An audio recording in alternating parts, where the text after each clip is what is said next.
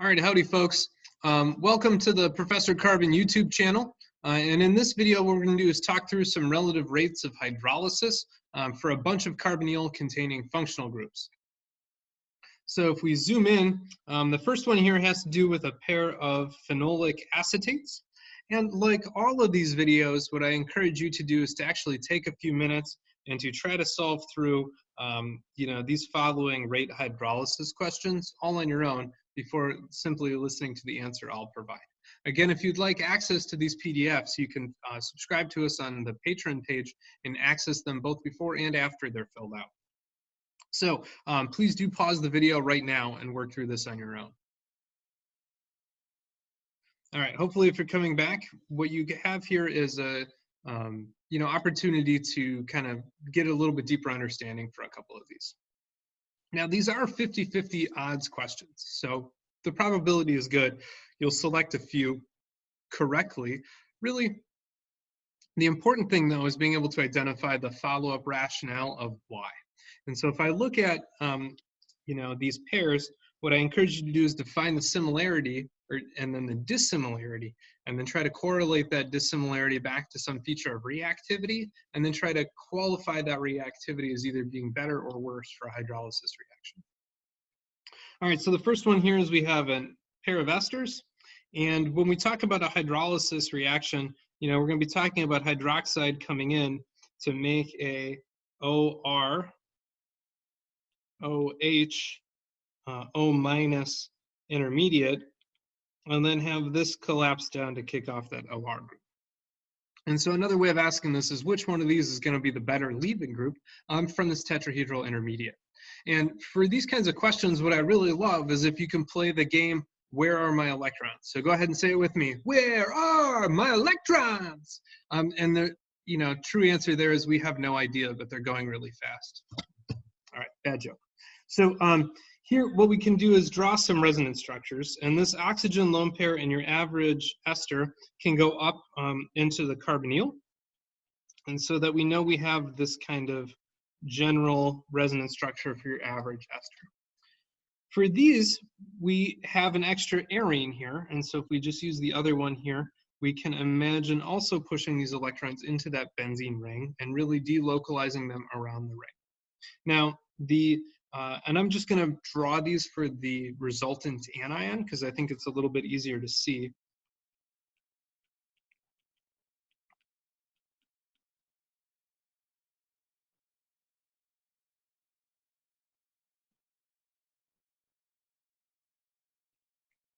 And so having the oxygen over here, this oxygen can also push its electrons into the ring.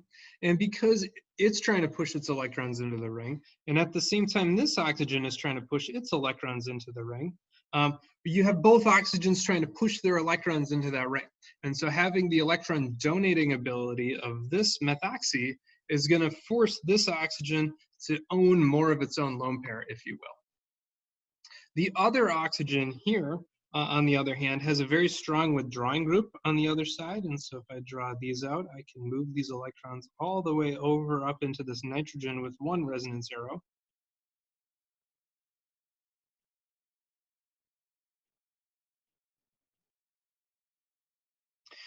And because of that, this anion is going to push a lot of density into that ring. And so here we have a direct resonance withdrawing group. And so that's really going to help stabilize this oxygen. Now, we'll probably feel that all the way in the initial attack because, this resonance structure is going to be less likely because that O lone pair is going in the other direction. And so instead of worrying perhaps about these arrows, what we should do instead is worry about these arrows. And that means that this carbonyl is going to feel more of the inductive withdrawing ability of that oxygen and less of the resonance donation ability of that oxygen. And so I would expect this ester, this acetate, to hydrolyze significantly faster than this one because we have a good electron withdrawing group that'll help make that carbonyl more electrophilic. Next up here, we have the kind of double carbonyl containing system here. And if you check these out, these are both amides derived from alpha amino acids. And so this is kind of a really narrow snippet of a protein or a peptide chain that might have at least one protecting group. And we like these CF3 protecting groups on amides because most amides are not readily hydrolyzed in the presence of base, but these CF3 amides are, because that CF3 group is such a powerful withdrawing group that it makes this oxygen a pretty good electrophile. And because of that, we can actually hydrolyze these CF3 groups in the presence of base due to that very powerful electron withdrawing ability of the CF3. So sucking electron density out makes that carbonyl carbon a better electrophile. All right, and so that one would hydrolyze faster. Now this one's a bit tricky because we have two similar functional groups, and what's changing here is the backbone. And you know, depending on how you think about this problem, really either of these could be okay. So if we're thinking about hydrolyzing the group all the way off to methylamine, then this one will actually hydrolyze faster, but that's two different hydrolyses.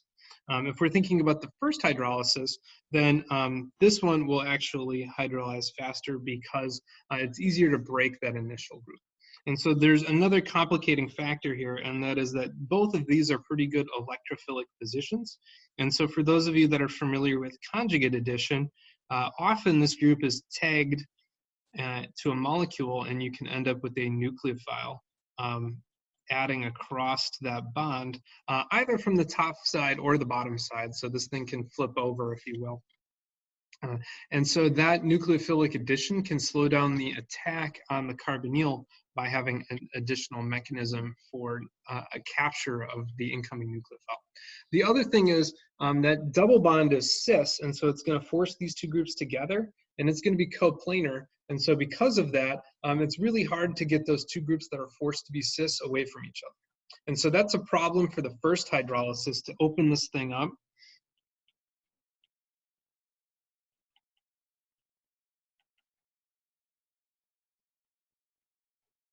So this thing would want to close back down and kick off water to recycleize because those groups can't get away from each other and they want to kind of recycleize. On the other hand, that makes the second hydrolysis much, much faster if we wanted to substitute the methylamine for, let's say, benzylamine. That makes it a lot quicker on that side.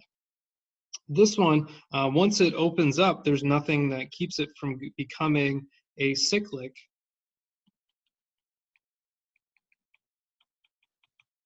And this thing now would hydrolyze quite slowly compared to this thing. And so here what we're really talking about is the first step, and there's a couple of things that'll complicate that. And so I would go with this one, is being more slow. Oh, another thing is, remember conjugation. And so if we think about the tetrahedral intermediate here, that would be coming on in to break this. We've now lost conjugation.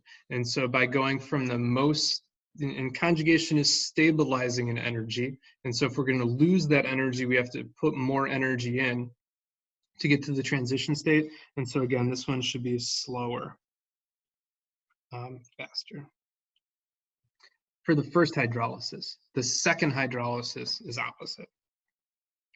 All right, this is my favorite one in here. And you know, the simplest way here is to say we're adding steric bulk over here, and so that this one should be slower and this one should be faster just because of sterics. And while that's not incorrect, we can actually add a little bit more info to that. So again, if we consider the tetrahedral intermediate that this would go through,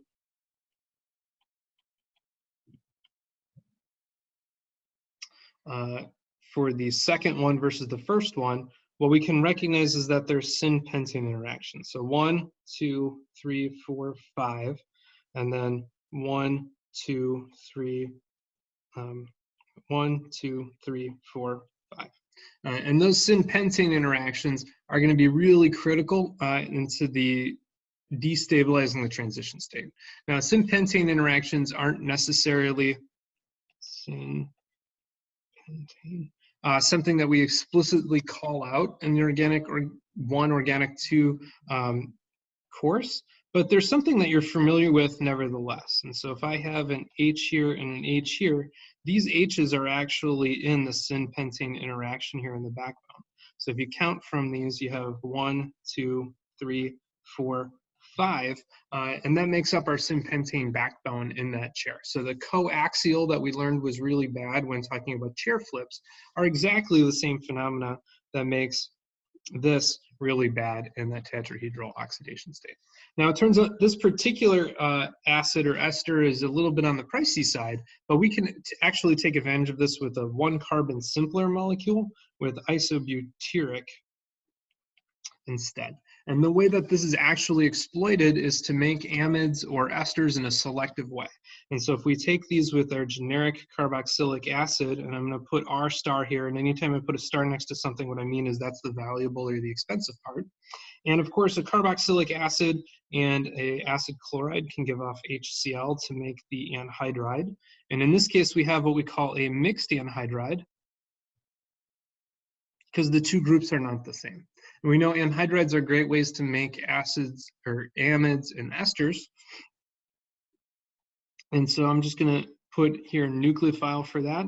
And that incoming nucleophile then could attack either via this pathway or it could attack via this pathway. And if we're going to transfer only the expensive part, we need pathway A here to predominate over pathway B.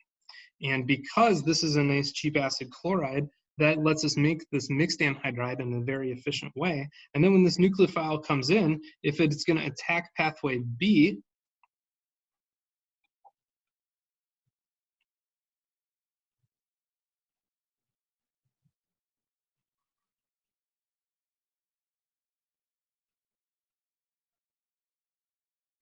we have these syn-pentane interactions built in again to destabilize this. And so that makes this particular acyl substitution pathway higher in energy, which makes it slower. And that means that this pathway then can predominate because we wouldn't necessarily have that same problem on this side.